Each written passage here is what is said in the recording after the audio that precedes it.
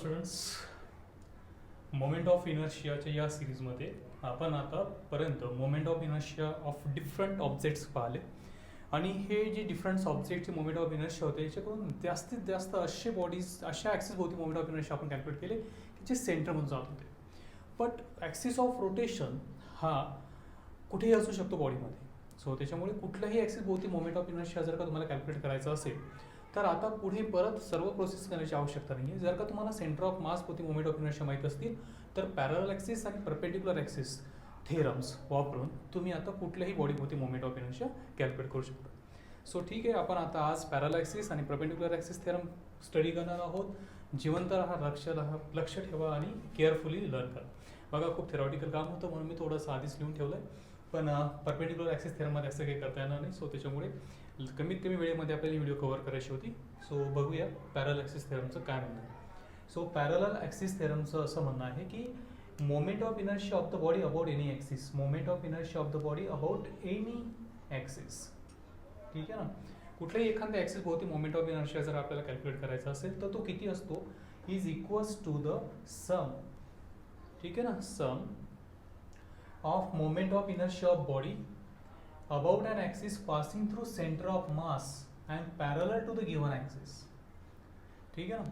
म्हणजे बघा, या ठिकाणी मी डायग्राम बनवून ठेवली. सो ही एक बॉडी आहे आणि ह्या बॉडीचा हा एक पॉईंट आहे ओ कुठलाही, आणि याच्या भोवती जर काही बॉडी फिरली तर या बॉडीचा मोमेंट ऑफ इनर्शिया आयो आहे. सो या आयोची किंमत म्हणजे moment of inertia of the body about any axis म्हणजे आयो, ठीक आहे ना, इज इक्वल्स टू द सम, म्हणजे बेरीज करायची. कोणाची बेरीज करायची आहे तर पहिला आहे moment of inertia of the body about an axis passing through centre of mass. हा सेंटर ऑफ मास म्हणून जाणाऱ्या ॲक्सिस भोवती असणाऱ्या त्या बॉडीचा moment of inertia. But centre of mass म्हणून जाणारा हा ॲक्सिस कसा असला पाहिजे, parallel to the given axis. तो दिलेल्या ॲक्सिसला कसा असला पाहिजे, पॅरलल. सो या ठिकाणी हा पॅरलल ॲक्सिस आहे जो सेंटर ऑफ मास म्हणून चालला, त्याच्या भोवती मोमेंट ऑफ इनर्शिया आहे IC. Okay. And product means multiplications. Okay. Of mass of the body, बॉडीचं मास, ठीक आहे, बॉडीचं मास आणि कोणाचं, and square of perpendicular distance between the two parallel axis. या दोन पॅरलल ॲक्सिसमध्ये असणाऱ्या डिस्टन्सचा स्क्वेअर म्हणजे MA स्क्वेअर. सो हे झालं mathematical statement of parallel axis theorem. So parallel axis थेरमच्या या मॅथमॅटिकल स्टेटमेंटच्या प्रूफला आपल्याला आता या स्टेटमेंटला प्रूफ पण करायचं आहे. ठीक आहे ना. सो हे स्टेटमेंट तुम्हाला व्यवस्थित नोट करून ठेवायचं, याला लर्न पण करायचं. ओके. आता मला याला प्रूफ करायचं आहे. या प्रूफसाठी मी काय केलं आहे, ही एक बॉडी आहे लाईक दिस, अशी कुठली तरी एक कुठल्याही शेपची एक बॉडी आहे. तिच्या सेंटर ऑफ मास म्हणून जाणारा एक ॲक्सिस घेतला असा, ठीक आहे ना, हा सेंटर ऑफ मास म्हणून जाणारा ॲक्सिस. ओके. आणि याच्या भोवती जर का बॉडी फिरली तर तिचा मोमेंट ऑफ इनर्शिया IC. आणि कुठलाही पॉईंट घेतला O आणि याच्या भोवती जर का बॉडी फिरली तर तिचा मोमेंट ऑफ इनर्शिया IO. आणि या दोन पॅरलमध्ये आहे डिस्टन्स H. सो ही डायग्राम. ओके. आता या ठिकाणी या पॉईंटला इथे एक पॉईंट घेतला P, कुठलाही एखादा पॉईंट घेतला P, आणि या P पॉईंटचं मास आहे DM. ठीक आहे ना. हा जो P पॉईंट आहे याचा मास किती आहे, DM.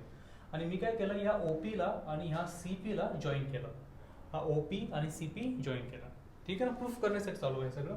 आणि इथे काय केलं, या OCला असं प्रोड्यूस केलं आणि इथे या P पॉईंटमधून एक परपेंडिक्युलर टाकला D म्हणून. ओके. सो अशा पद्धतीनं आपण कन्स्ट्रक्शन केलं, त्याचं अरेंजमेंट केली to proof the parallel axis theorem. Okay. ठीक आहे. सो ही डायग्राम होती.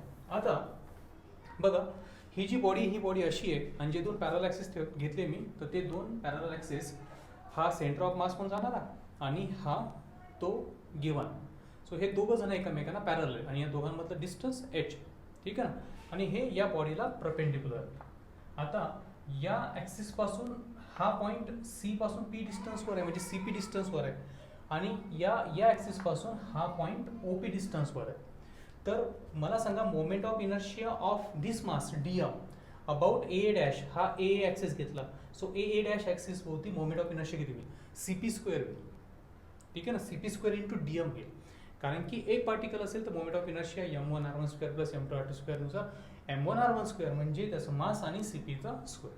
सो या ॲक्सिस भोवती फक्त या एका पार्टिकलचा moment of inertia CP square into DM. आता ही बॉडी कंटिन्युअस आहे, तर एका पार्टिकलचा मोमेंट ऑफ इनर्शिया एवढा, तर सगळ्या बॉडीचा मोमेंट ऑफ इनर्शिया जर तुम्हाला कॅल्क्युलेट करायचं असेल तर तुम्ही काय करायला, इंटिग्रेट करणार. म्हणून मग moment of inertia of the body about A dash A dash या ॲक्सिस भोवती पूर्ण बॉडीचा, तर या टर्मला मी काय करणार, या टर्मला इंटिग्रेट करणार, सी पी स्क्वेअरला काय करणार, इंटिग्रेट. सो आय सीची किंमत किती मिळाली, आय सीची किंमत मिळाली मला integration c p square D m, integration c p square D m, पूर्ण बॉडीचा moment of inertia about this axis, जो ॲक्सिस सेंटर ऑफ मास म्हणून पास होते. ठीक. आता moment of inertia of d m about b b dash, हा b b dash axis म्हणजे ओ point बन जाणार, याच्या भोवती आता याचा मोमेंट ऑफ इनर्शिया काढायचा, या पार्टिकलचा डी एम मास असणार. सो हा पार्टिकल इथून किती अंतरावर आहे, ओ पी अंतरावर आहे. So o p square into d m. Okay. आणि पूर्ण बॉडीचं काढायचं असेल तर त्याला आपण आय ओ म्हणणार आहे, हे will integration o p square D m. So हे दोन इक्वेशन 4 पॉईंट समजले, 1 2 3 4. ठीक आहे ना. बॉडी, दोन पॅरलल ॲक्सिस, कुठला तरी एक पॉईंट, या पॉईंट पासून सेंटर सी पासून पी डिस्टन्स, ओ पासून ओ पी डिस्टन्स. ओके. आणि या पार्टिकलचं या ॲक्सिस भोवती मोमेंट ऑफ इनर्शिया, या पार्टिकलचा या ॲक्सिस भोवती असणार मोमेंट ऑफ इनर्शिया, आणि त्यांना इंटिग्रेट करून पूर्ण बॉडीचं मोमेंट ऑफ इनर्शिया, असे 4 पॉईंट घेतले. ओके. आता बघा, तुम्हाला तर इथे दिसतच असेल की इथे एक ॲक्सिस आहे. ठीक आहे ना, 2 ॲक्सिस आहे. आपण या पी पॉईंटचा मोमेंट ऑफ इनर्शिया काढला, त्याच्यावरून बॉडीचं मोमेंट ऑफ इनर्शिया इंटिग्रेशन काढला. आता इथे एक ट्रायंगल दिसतो का बघा बरं तुम्हाला, इथे नाही, या डायग्राममध्ये ओ पी डी नावाचा, ओ पी डी नावाचा ट्रायंगल दिसतो ना हा.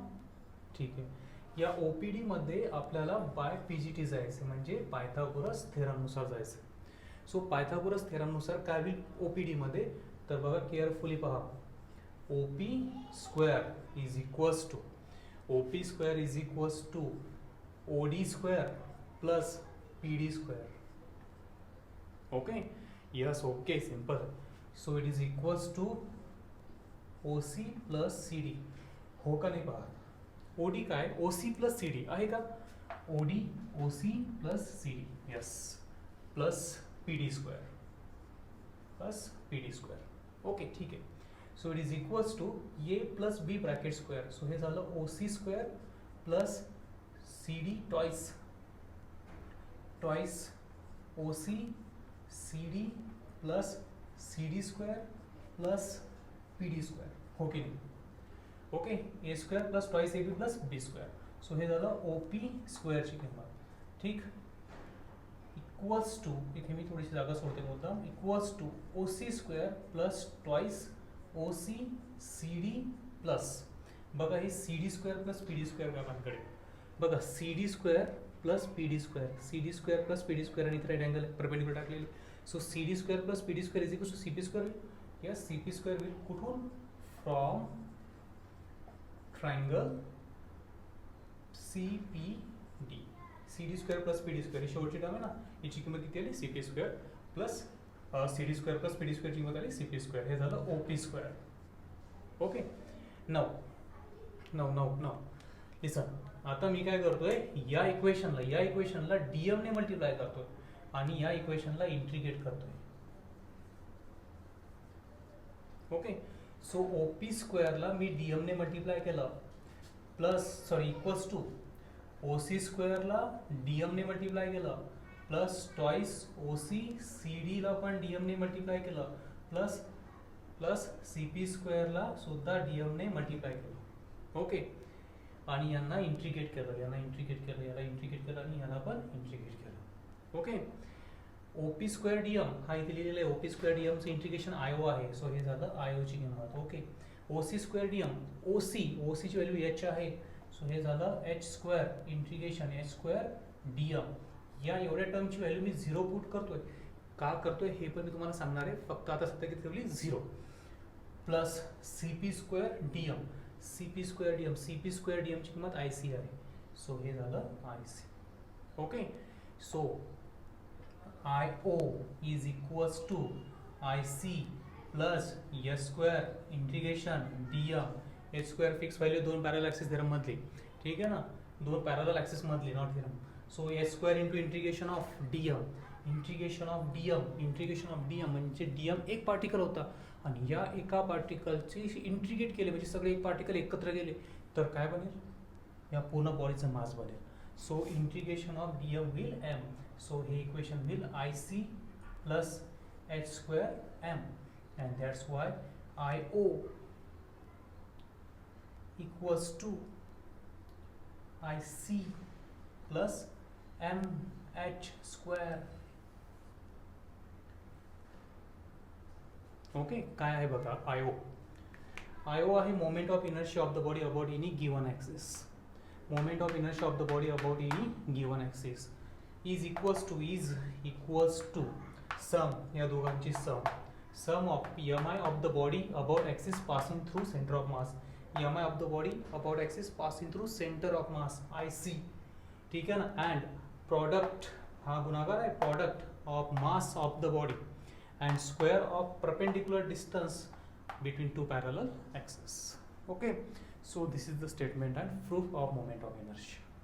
Okay, is it clear? So इथे मी आता एकच वेळेस सांगते, तसं आपण वर्गामध्ये नेहमी रिपीट करत होतो. तुम्ही परत वापस जायचे, रिवाइज करायचे आणि त्याला परत स्टडी करायचे. ओके, ठीक. आता इथे तुम्ही पॉज करून एकदा परत रिवाइज लिहून घेऊ शकता. ठीक आहे. ओके, आता बघा या ठिकाणी मी काय केलं होतं, ही जी टर्म आहे ना, ही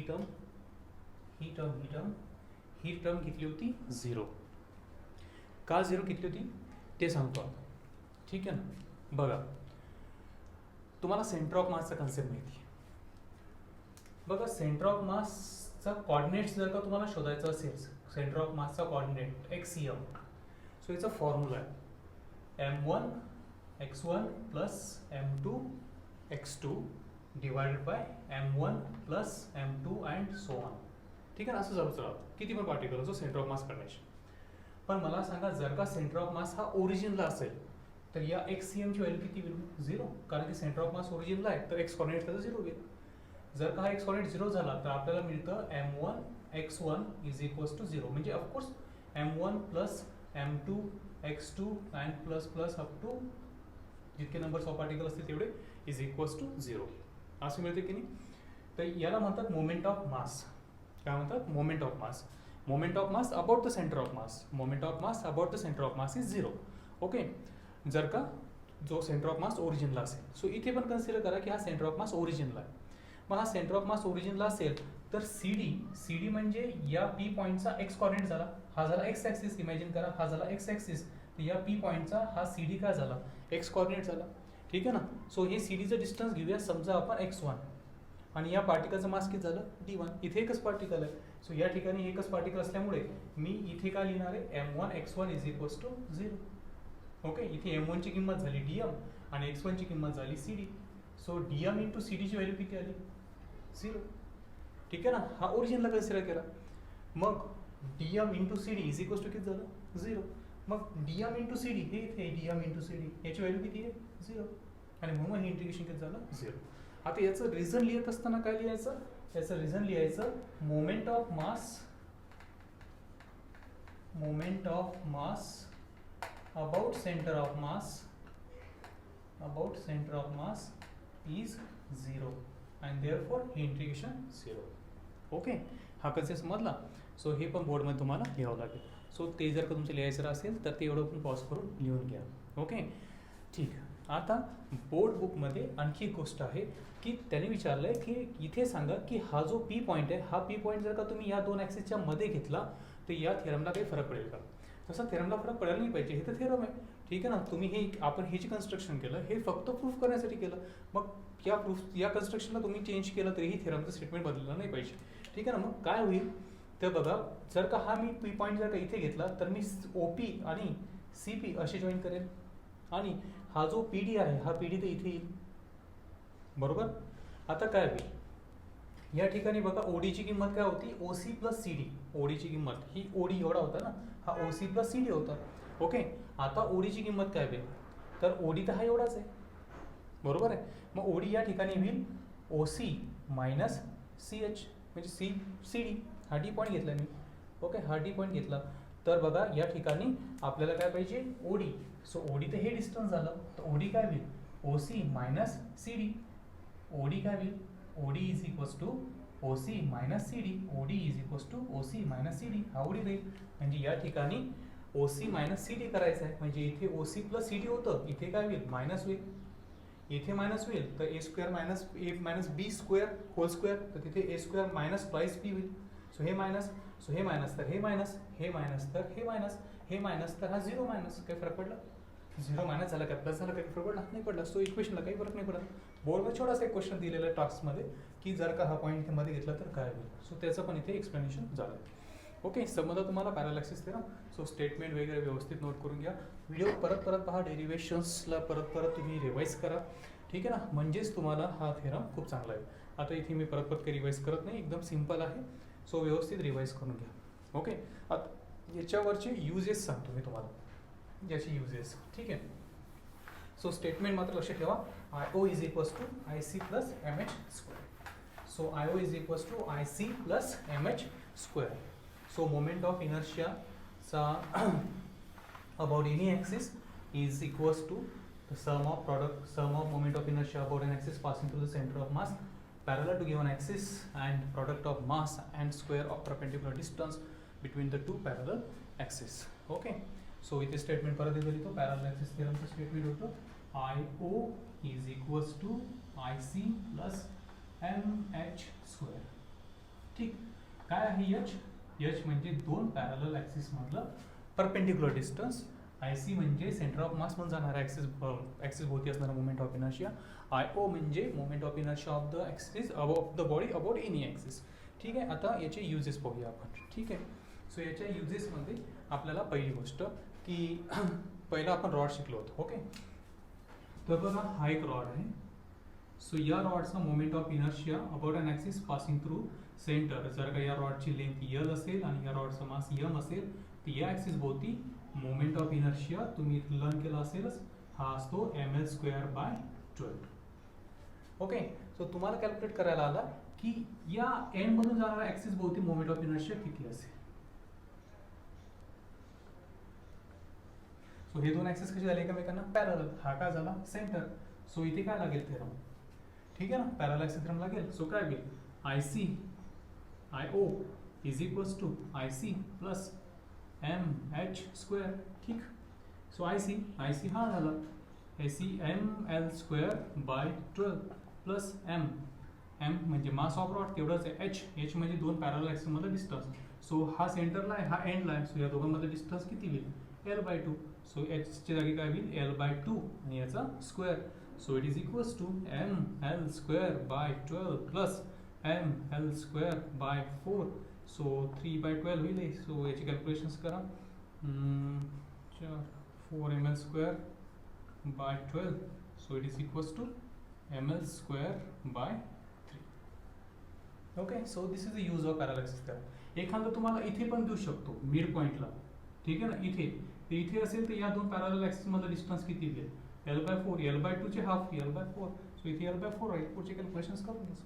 ठीक, पुढचा मोमेंट ऑफ इनर्शिया बघा, इथे रिंग असेल किंवा एखादी डिस्क असेल. ठीक आहे, सो रिंगचा moment of inertia about this axis म्हणजे passing through centre perpendicular to the axis हा असतो mr square.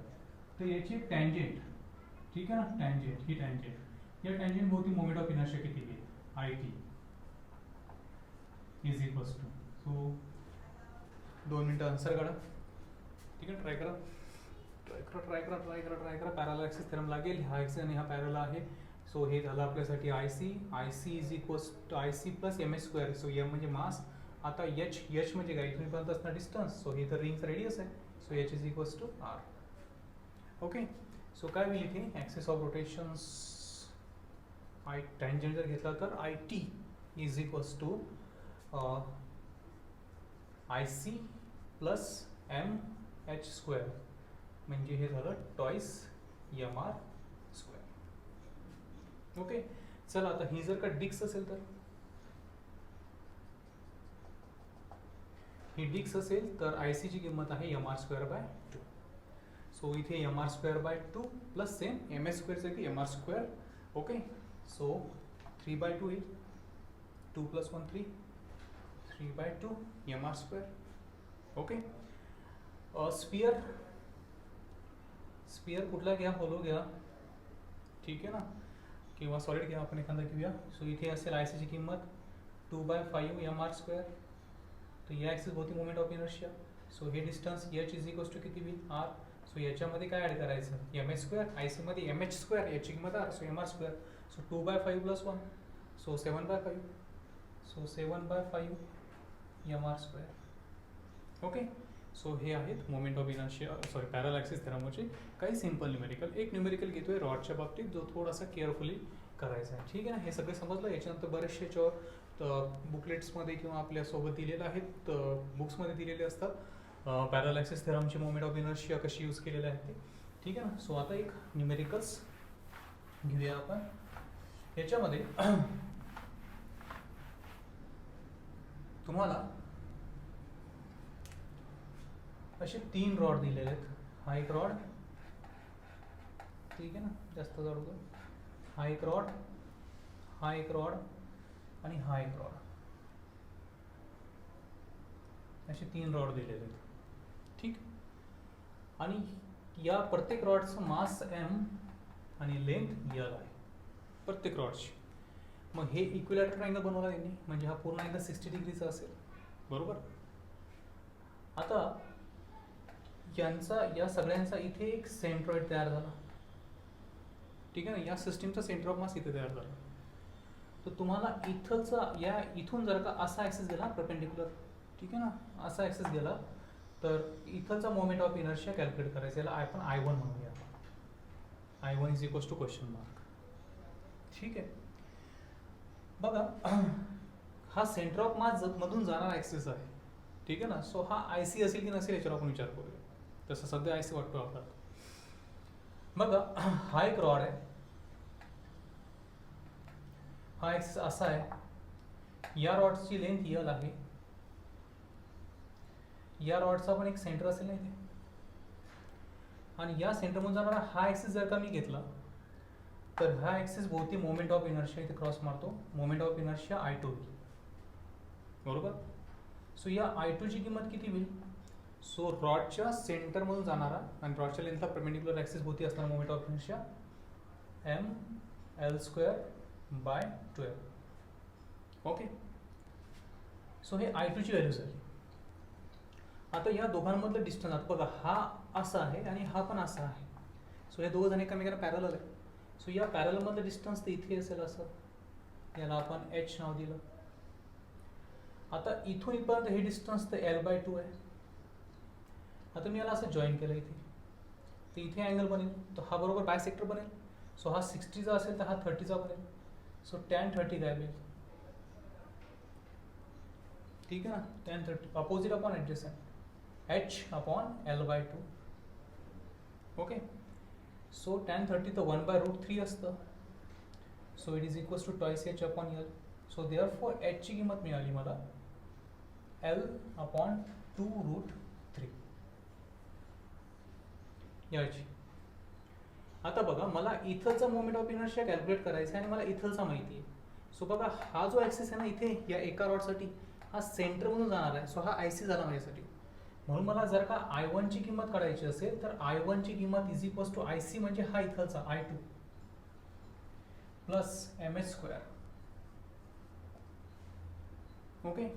So I1 is equals to I2 ची व्हॅल्यू ml²/12 प्लस h ची व्हॅल्यू l/2√3. हे होईल l²/2² 4 × 3 12. ओके. सो I1 ची value आली ml²/6. Okay. हे 2 ml²/12 होईल ना. सो 12 6. सो ही आली I1 ची किंमत. म्हणजे एका रॉडमुळे या ठिकाणी असणारा मोमेंट ऑफ इनर्शिया ml²/6. मग या रॉडमुळे आणि या रॉडमुळे सो मोमेंट ऑफ इनर्शिया लगभग स्केलर क्वांटिटी आहे. सो या 3 रॉडमुळे 3 I1 बनले जातील आणि 3 I1 ची किंमत. So total moment of inertia I is equals to 3 I1 म्हणजे 3 × ml²/6. Okay. Is it clear. कुछ गड़बड़ तो नहीं. Answer ml²/6. 3ml²/6. येस और नो? अजून कट्टा नाही यस. ml²/2 असं करायचं. ठीक, असे अनेक न्यूमेरिकल्स आहेत. आणखी एक न्यूमेरिकल घेतो, ठीक आहे ना. तो म्हणजे आपण त्याच्यानंतर एक सेशनच घेऊ, त्याच्यामध्ये मेन न्यूमेरिकल्स मी तुम्हाला सगळे याच्यामध्ये शिकवणार आहे, ठीक आहे ना. म्हणजे मग तुम्हाला डाऊट्स राहणार नाही बहुतेक. ठीक आहे. सो हा झाला आपला पॅरलल ॲक्सिस थेरम. सो आपल्याला आता लगेच शॉर्टमध्ये शिकायचं आहे आणि सोपा आहे तो पण, perpendicular axis theorem. So perpendicular axis थेरमचं स्टेटमेंट शिकवण्याच्या आधी मी तुम्हाला तो त्याचं डेरिवेशन शिकवून देतो आणि मग नंतर त्याचं स्टेटमेंट शिकवतो, ठीक आहे. सो पुढचा टॉपिक आहे perpendicular axis theorem. Perpendicular it's need, ठीक आहे. Perpendicular axis theorem. बघा, एक अशी बॉडी आहे ऑफ एनी शेप आणि या बॉडीला मी असं ठेवलं आहे आणि हा झेड ॲक्सिस जो आहे हा या बॉडीला परपेंडिक्युलर आहे असं.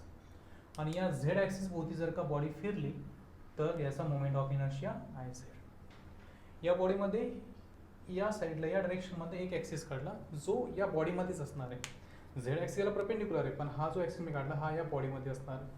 सो हा एक्स ॲक्सिस म्हणूया आणि याच्या भोवती जर का बॉडी फिरली त्याचा moment of inertia I x. तिसरा या दोघांनाही परपेंडिक्युलर आहे, तो या डायरेक्शनमध्ये वाय आणि याच्या भोवती जर का बॉडी फिरली तर आय वाय. आता मला सांगा, हा जर काही प्लेन लॅमिना असेल तर दोन ॲक्सिस तर त्या बॉडीमध्येच असतील आणि एक्स ॲक्सिस त्याला परपेंडिक्युलर असतील, बरोबर आहे. 3 ॲक्सिस असतील आणि जर का प्लेनर बॉडी असेल तर प्लेनर म्हटल्यानंतर 2 ॲक्सिस त्याच्यामध्येच असायला पाहिजे त्या बॉडीमध्ये आणि तिसरा त्याला परपेंडिक्युलर असणार. सो हे 3 ॲक्सिस कसे आहेत, हे तिन्ही ॲक्सिस एकमेकांना परपेंडिक्युलर आहेत. तिन्ही ॲक्सिस एकमेकांना कसे आहेत, परपेंडिक्युलर, म्युच्युअली परपेंडिक्युलर. त्यातले 2 लाईन इन द प्लेन त्या बॉडीमध्ये आहेत 2, ठीक आहे ना. आणि तिन्ही ॲक्सिस कॉन्करंट आहे म्हणजे तिघांचं ओरिजिन एकच आहे, ठीक आहे. सो असं घेतलं आहे आपण. आता इथून एक पॉईंट घेतला मी, हा पी, त्याचं मास आहे DM आणि त्याचे कॉर्डिनेट्स घेऊया x y and r. 3 dimensional आहे, so r coordinate. X coordinate म्हणजे त्याचा एक्स ॲक्सिसवरचा कॉर्डिनेट्स आहे एक्स, वाय ॲक्सिसवरचा कॉर्डिनेट वाय आणि झेड ॲक्सिसवरचा कॉर्डिनेट झेड. याचा अर्थ असा झाला की तो जो पार्टिकल आहे हा पार्टिकल एक्स ॲक्सिसपासून वाय डिस्टन्सवर असेल, ठीक आहे ना. हे डिस्टन्स वाय असेल. वाय ॲक्सिसपासून तो पार्टिकल एक्स डिस्टन्सवर असेल आणि झेड ॲक्सिसपासून तो पार्टिकल आर डिस्टन्सवर असेल असं, ठीक आहे ना. हे सोपं आहे. आता बघा, हे डिस्टन्स जर का एक्स असेल तर हे पण डिस्टन्स एक्स आहे आणि हा तर परपेंडिक्युलर आहे. ओके, इथपर्यंत डायग्राम समजली. बघा, DM या मासचा moment of inertia about x axis. So mass about x axis घेतोय मी, अबाउट एक्स ॲक्सिस. कोणाचं, MI of DM. Okay, so MI of DM about x axis. So त्याचं मास आणि हा जो DM आहे हा एक्स ॲक्सिसपासून वाय डिस्टन्सवर असणार आहे. So y. काही विद्यार्थ्यांनी कन्फ्यूज होईल की एक्स ॲक्सिसपासून वाय डिस्टन्स कसं. सो दहावीत जायचं, परत शिकून यायचं. So DM into y. MI of DM about y axis किती होईल, सो DM इंटू x². आणि moment of inertia of DM about z axis किती होईल, DM इंटू r². कारण की हा r परपेंडिक्युलर आहे तर हेच डिस्टन्स असणार. ओके, आता मला सांगा मग moment of inertia of the body about x axis किती होईल. तर याला ते इंटिग्रेट करावं लागेल, integration DM y². About y axis काय होईल, बॉडीचं मोमेंट ऑफ इनर्शिया, त्याला इंटिग्रेट करावं लागेल DM x². आणि अबाउट झेड ॲक्सिस काय होईल, IZ is equals to integration DM z² म्हणजेच r². ओके, ठीक, हे पण समजलं. आता या डायग्राममध्ये इथे पण पायथागोरस लावा. बघा, हा y आहे, हे डिस्टन्स x आणि हे r आहे. सो हे काय होईल, x² plus y² is equals to r². ठीक, इक्वेशनला DM ने मल्टिप्लाय करूया आणि इंटिग्रेट करूया. सो हे काय होईल, x² into DM plus y² into DM is equals to r² into okay. याला इंटिग्रेट करायचं, integration integration integration integration of x² DM IY. Plus integration Y square D M I X plus integration R square D M I Z. So I Z is equals to I X plus I Y. Okay now आता जे झोपलं थोडं now आता statement बनवायचं आहे. I Z is equals to I X plus I Y. बघा statement I Z axis कोणता आहे. Z axis perpendicular to the plane of the body. X axis आणि Y axis lies in the plane of the body. Okay so काय होईल moment of inertia आणि statement perpendicular ॲक्सिसचं statement बघा. The moment of inertia of the body about an axis perpendicular to the plane lamina. Moment of inertia of the body about an axis perpendicular to the plane lamina. Perpendicular to the plane lamina म्हणजे कोण IZ. Okay is equals to the sum of moment of inertia of the body about two mutually perpendicular axes lying in the plane lamina and concurrent with perpendicular axis. Okay statement परत revise करून वाचून घ्यायची. ठीक आहे ना. सरळ सरळ मराठीमध्ये बघा. जर का एखादी बॉडी असेल आणि या बॉडीमध्ये एक एक्स ॲक्सिस आणि एक वाय ॲक्सिस सारखी सिच्युएशन असेल आणि एक परपेंडिक्युलर असेल तर याच्या भोवती असणारा मोमेंट ऑफ इनर्शिया या दोन भोवती असणाऱ्या मोमेंट ऑफ इनर्शियाचे सम एवढी असेल. या दोघांची सम करायची जी प्लेनमध्ये आहेत आणि is equals to I Z. Okay so moment of इनर्शियाचा परपेंडिक्युलर ॲक्सिस त्याला समजलं. सो याला परत एकदा थोड्या वेळाने रिवाइज करून स्टडी करायचं. ओके आता ह्याच्यावरची न्यूमेरिकल्स पाहतोय. ठीक आहे ना. इझी आहेत काही जास्त टफ नाही आहे. याला थोडंसं पॉज करून नोट करून घ्यायचा. ठीक आहे. आता इथे जास्त करून पहिला क्वेश्चन जो असेल समजा एखादी रिंग आहे. ही रिंग आहे तर या रिंगच्या डायमीटर भोवती मोमेंट ऑफ इनर्शिया किती असेल. आपल्याला मोमेंट ऑफ इनर्शिया माहिती आहे about this axis passing through the centre. हा असणार आहे आय सी म्हणतो आपण याला. या केसमध्ये आपण त्याला आय झेड म्हणूया इज इक्वल्स टू हा आहे एम आर स्क्वेअर. तर डायमीटर भोवती किती असेल. So diameter lies in the plane.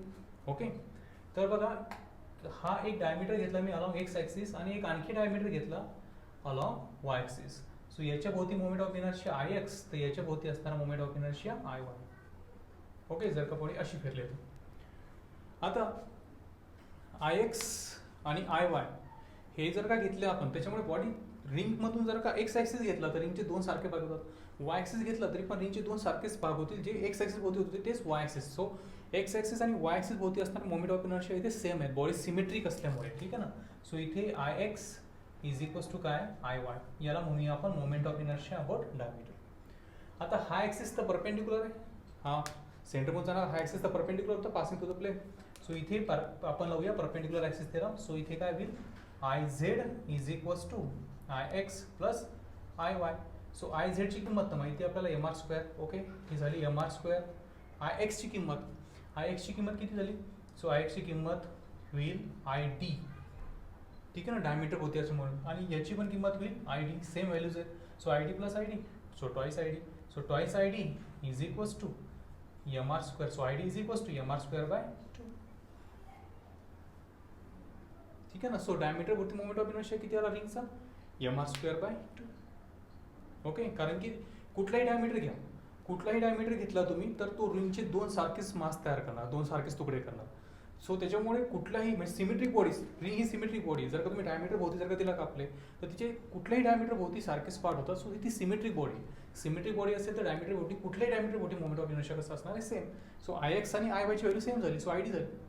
So I D plus I D I X plus I Y म्हणजे I D plus I D. So twice I D आणि 2 इथे divide झालं. Okay so moment of inertia of the body about an axis about diameter. Moment of inertia of the ring about diameter हा आला M R square by 2. मला सांगा इथे जर का रिंग असती तर काय झालं. रिंगचं डिक्स असते तर काय झालं असतं. पॉज करून विचार करा. बघा इथे जर का डिक्स असती तर हा असता एम आर स्क्वेअर बाय 2. हा एम आर स्क्वेअर बाय 2 असता तर इथे असतं आपलं एम आर स्क्वेअर बाय 2. हे 2 आय डी तरच असते. हे एम आर स्क्वेअर बाय 2 मध्ये हे 2 खाली गेले असते काय झालं असतं M R square by 4. Okay, so diameter भोवती मोमेंट ऑफ इनर्शिया परपेंडिक्युलर ॲक्सिसच्या भोवती असता मोमेंट ऑफ इनर्शियाच्या हा 4 आला. एम आर स्क्वेअर रिंगमध्ये आहे तर एम आर स्क्वेअर बाय 2. डिस्कमध्ये एम आर स्क्वेअर बाय 2 आहे तर एम आर स्क्वेअर बाय 4 उराल. ओके, समजला. सो हा जरा परपेंडिक्युलर ॲक्सिस टर्म्स केस. स्पिअरमध्ये असे भानगडच नाही आहे. बघा, स्पिअर जर का असा घेतला तर स्पिअरचं या ॲक्सिस भोवती मोमेंट ऑफ इनर्शिया किती आहे, 2/5 किंवा 2/3 एम आर स्क्वेअर. सो हा तर डायमीटर झाला. तुम्ही असा घेतला तरी तो डायमीटरच, असा घेतला तरी डायमीटरच, असा घेतला तरी तो डायमीटरच. सिमेट्रिक बॉडी आहे. कुठलाही सेंटरमधून जाणारा जर का ॲक्सेस घेतला स्पिअरमध्ये तो डायमीटरच. सो हे ॲक्च्युअली डायमीटर भोवतीच मोमेंट ऑफ इनर्शिया आहे 2/5 एम आर स्क्वेअर. ओके, आता इथे आणखी एक विचार करा. बघा, ही रिंग अशी होती. या रिंगच्या या ॲक्सिस भोवती मोमेंट ऑफ इनर्शिया आपण पाहिला तो होता एम आर स्क्वेअर. तिथे एक टँजंट घेतली होती मी अशी. ही टँजंट या पॅरलल होती. तो इथलचा moment of inertia parallel axis त्यानुसार काढला होता. एम आर म्हणजे तो होता I C plus M S square. So हे एम आर स्क्वेअर प्लस हे distance H is equals to R. So हे आलं होतं टॉईस एम आर स्क्वेअर. बघा, हा ॲक्सिस आणि हा ॲक्सिस पॅरलल होता म्हणून आलं होतं. बट जर का मी अशी रिंग घेतली आणि हा डायमीटरला पॅरलमध्ये जर का मी टँजंट घेतली तर हा एच किती होईल, आर. आणि आय सी तर ही व्हॅल्यू होईल ना. आता आय सी म्हणजे काय होईल, डायमीटर भोवती असणार मोमेंट ऑफ इनर्शिया किती होईल तो एम आर स्क्वेअर बाय 2. आता तुम्हाला एम आर स्क्वेअर बाय 2 मध्ये एम आर स्क्वेअर ॲड करायचा आहे. सो इथे होईल 3/2 एम आर स्क्वेअर. फास्ट घेतलंय मी, थोडंसं विचार केलं. तुम्हाला सेल्फ स्टडीज करायचं आहे आणि याचा एक टेबल मिळेल तुम्हाला, कुठल्याही बुकमध्ये मिळून जाईल. पण तुम्हाला मी पण देईल आपल्या वर्कशीटसोबत. तो त्याच्यामध्ये टेबल दिलेलं आहे. त्याच्यामध्ये तुम्हाला बरेचसे असे कन्सेप्ट लावता येतात सगळ्या ऑब्जेक्ट्सवर.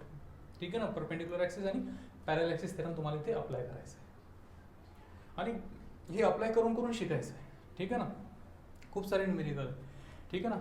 एक न्यूमेरिकल्स घेण्याचा प्रयत्न करतो मी. ठीक आहे ना. थोडासा टफ असेल तो कदाचित, पण तुम्हाला त्यातून समजेलही की आपण हा टॉपिक कसा शिकतोय. ओके, तर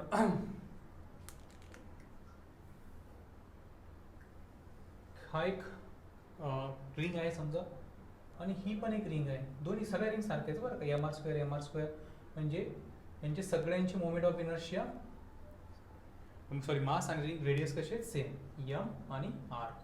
आणि ॲक्सिस असा गेला, हे असे ठेवलेलं आहे समोर तुमच्या समोर. अशी एक अशा 2 रिंग आणि खाली एक रिंग. सो असा ॲक्सिस गेलेला आहे. तर मला सांगा, हा ॲक्सिस या मोमेंट ऑफ इनर्शिया याच्यासाठी या ॲक्सिससाठी इथं डायमीटर झाला. हा जो ॲक्सिस ऑफ रोटेशन आहे हा या रिंगसाठी डायमीटर झाला. सो डायमीटर भोवती moment of inertia M R square by diameter भोवती एम आर स्क्वेअर बाय 2 आता काढलं. आणि हे टँजंट झाले. बघा, हे डायमीटरला पॅरल असणारे टँजंट आहे. ही डायमीटर अशी असेल, ही डायमीटर अशी असेल. टँजंट 2 प्रकारचे असतात. एक perpendicular to the plane of ring आणि एक in the plane of ring. So ही बघा परपेंडिक्युलर झाली टँजंट आणि ही झाली प्लेनला परपेंडिक्युलर. सो ही टँजंट या डायमीटरला पॅरल झाली. सो याच्यासाठी मोमेंट ऑफ इनर्शिया, याच्यासाठी याचा मोमेंट ऑफ इनर्शिया या ॲक्सिस भोवती 3/2 एम आर स्क्वेअर होईल. M R square by 2 plus M R square. ठीक आहे ना. शांततेने अभ्यास करा त्याचा, मी काही घेतोय. आणि या बॉडीसाठी पण काय होईल 3/2 एम आर स्क्वेअर. सो इथे एकूण मोमेंट ऑफ इनर्शिया आहे M R square by 2, M R square by 3 M R square by 2 आणि 3 M R square by 2. So या सिस्टीमचा मोमेंट ऑफ इनर्शिया म्हणजे या सगळ्यांची बेरीज. ठीक आहे ना. सो हे झालं 6/2 म्हणजे 6/2 आणि हे 7/2 एम आर स्क्वेअर. ठीक आहे ना. सो असे न्यूमेरिकल्स याच्यामध्ये आहे. त्याचे वर्कशीटमध्ये तुम्हाला दिलेलं आहे. ते तुम्हाला स्वतः डोकं लावून करायचे आहेत. ठीक आहे ना. त्यात म्हणजे असं नाही समजलं तुम्हाला थेरम परत समजून घ्यायचं आहे की आय एक्स काय घ्यायचा आहे, आय झेड काय घ्यायचा आहे, आय वाय काय घ्यायचा आहे. ठीक आहे ना. किंवा आय सी कसा निवडायचा आहे आणि आय ओ कसा निवडायचा आहे. जसं की तो मी ट्रायंग्युलर रॉड घेतले होते 3 रॉड, तर त्याचा कसा घेतला. ठीक आहे ना. आणखी एक न्यूमेरिकल्स मी घेतो इथे. याच्यामध्ये एक ट्रायंग्युलर प्लेन लॅमिना असेल. ठीक आहे ना. सो ट्रायंग्युलर प्लेन लॅमिनाचा मोमेंट ऑफ इनर्शिया आपल्याला माहिती आहे. सो बघा, एक अशा पद्धतीनं ट्रायंग्युलर प्लेन लॅमिना घेतला आहे आपण, राईट अँगल ट्रायंगलवाला असा. ठीक आहे. सो याचा मोमेंट ऑफ इनर्शिया, सो हा तर बेस झाला. ठीक आहे ना. सो बेस भोवती मोमेंट ऑफ इनर्शिया तुम्हाला माहिती आहे. मग याच्या भोवती हा मोमेंट ऑफ इनर्शिया माहिती, म्हणजे याला मी काहीतरी नाव देतो I1. ओके. मग याच्या भोवती मोमेंट ऑफ इनर्शिया काढण्यासाठी ही हाईट होईल. चला मी याला बी नाव देतो, याला ए नाव देतो. सो I1 ची किंमत होईल ma²/6. ठीक आहे ना. ट्रायंगलच्या भोवती moment of inertia about the base ma²/6. बरोबर आहे माझं. ठीक आहे ना. सो त्याची किंमत असेल I1. आणि जर का याच्या भोवती जर का मी आता याला जर का मी बेस समजलं तर ही हाईट होईल, मग याची मोमेंट ऑफ इनर्शिया तुम्हाला कॅल्क्युलेट करता येईल I2. प्लेन लॅमिनार हा जो ट्रायंगुलर आहे, ट्रायंगलचा आपण आधी पण शिकलोय. सो ट्रायंगलसाठी बेस भोवती मोमेंट ऑफ इनर्शिया I1 तुम्ही या हाईटवर काढणार आणि I2 तुम्ही हा बेस समजून याला काढणार. ठीक आहे ना. आणि मी तुम्हाला विचारलं की या ऍक्सिस भोवती मोमेंट ऑफ इनर्शिया किती. ठीक आहे, समजते. या ऍक्सिस भोवती मोमेंट ऑफ इनर्शिया तुम्हाला माहिती आहे I1, या ऍक्सिस भोवती मोमेंट ऑफ इनर्शिया तुम्हाला माहिती आहे I2. हा तुम्ही यूज करणार तुमचं नॉलेज. ठीक आहे ना. बेस भोवती मोमेंट ऑफ इनर्शिया किती असतो, हा बेस समजला तर ही हाईट आणि हा बेस समजला तर ही हाईट, मग I1 आणि I2 ची व्हॅल्यू कॅल्क्युलेट करायची. आता बघा I1 आणि I2 एकमेकांना कसे आहेत, परपेंडिक्युलर. ओके. आणि तिसरा ऍक्सिस मी हा घेतोय आणि या ऍक्सिस भोवती मोमेंट ऑफ इनर्शिया विचारतोय. तर बघा हा झाला ऍक्सिस बॉडीमध्ये आणि हा ऍक्सिस बॉडीमध्ये. इथं कोणता थेरम लावसाल मग तुम्ही परपेंडिक्युलर काढण्यासाठी, परपेंडिक्युलर ऍक्सिस थेरम. तुमच्यासाठी हे होईल IY, हे होईल IX आणि IX प्लस IY या दोघांची बेरीज म्हणजे ही IZ. अभी भी नाही लक्षात. वर्कशीट सोडत लक्षात येईल. त्या सोल्युशन्स किंवा डाऊट्स मला विचारा, मी सांगेलच तुम्हाला. ओके. प्रयत्न करा फक्त समजून घेण्याचा, थांबू नका, बिल्कुल करत राहा. ओके. सो हे पॅरल ऍक्सिस आणि परपेंडिक्युलर ऍक्सिस थेरम झाले. ओके. याच्यानंतर मी तुम्हाला मोमेंट ऑफ इनर्शियामध्ये टॉर्क कसा काढायचा, मोमेंट ऑफ इनर्शियावरून टॉर्क कसा काढायचा आहे आणि अँग्युलर इम्पल्सचा एक छोटासा कन्सेप्ट आहे. ते 2-3 कन्सेप्ट्स मी तुम्हाला आता आणि रेडियस ऑफ व्हेरिएशन नावाची टर्म राहिली. सो ते 3ची एक छोटीशी व्हिडिओ बनणार आहे, 15-20 मिनिटाची असेल ती. सो ती एक टाकणार आहे. हे पूर्ण झालं की मग तुम्हाला काही BCS न्यूमेरिकल्स मी शिकवणार आहे आणि ते न्यूमेरिकल्स झाले की मग आपला हा टॉपिक म्हणजे चॅप्टर मोठा आहे पण त्यातला मोमेंट ऑफ इनर्शिया टॉपिक संपतो. 3 पार्ट्समध्ये टॉपिक सोडणार आहे आपण. हा चॅप्टर एक सुरुवातीला आपण पाहिलं की ते मोमेंट ऑफ इनर्शियाज, त्याच्यानंतर दुसरं असणार आहे कन्झर्वेशन ऑफ अँग्युलर मोमेंटम आणि तिसरं असणार आहे रोलिंग मोशन. पण एक आधी पण एक टॉपिक आहे त्याच्यात, तो आहे टॉर्क. ठीक आहे ना. इक्विलिब्रियम ऑफ रोटेशनल इक्विलिब्रियमचा तो टॉर्कवाला तो आपला आधी झालेला असेल. ठीक आहे ना. सो तो झालेला आपला हे 3 पार्ट्समध्ये डिवाइड करायचं. सो हा आता उरलेले 2 पार्ट छोटे छोटे आहेत. ठीक आहे ना. फक्त हा थोडासा लांब होता. त्याच्यामध्ये पण मी जे मागच्या ज्या काही व्हिडिओज आहेत त्याच्यामध्ये मोमेंट ऑफ इनर्शिया कसे कॅल्क्युलेट केलेले, डेरिव्हेशन्स काय त्याचे ते शिकवलेत. पण हे काही खूप सगळ्यांनाच काही कंपल्सरी गोष्ट नाही आहे. बऱ्याचशा बुक्समध्ये तर देत पण नाही आहे त्याच्याबद्दल माहिती कसं डेरिव्ह केलं तर. पण आता तुम्हाला माहिती असावी म्हणून आपण ते डेरिव्हेशन्स घेतलेले आहेत. ओके. सो सर्वांनी अभ्यास करत राहा, अडचणी सांगत राहा आणि लाईक सबस्क्राईब करा असं म्हणत असतं. ठीक आहे ना. थँक्यू.